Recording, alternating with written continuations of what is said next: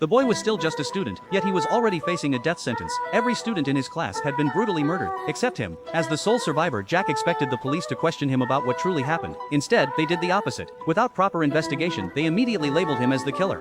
Jack knew the truth. He had clearly seen the real murderer, a mysterious man dressed in red. Still, no one listened. Confused and overwhelmed, Jack couldn't understand how everything had gone so wrong. Just as despair began to consume him, a bespectacled lawyer approached and promised to clear his name. Holding on to that small hope, Jack was taken to court. However, the trial quickly turned into a nightmare. Mountains of evidence and countless accusations were stacked against him. Despite his pleas, the verdict was swift. Jack was sentenced to death.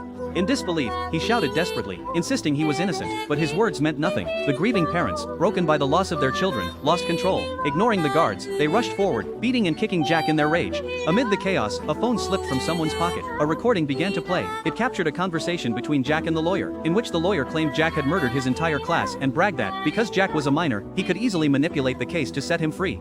From that moment on, Jack's fate was sealed. No matter what he said, no one believed him. He was immediately transferred to a special prison.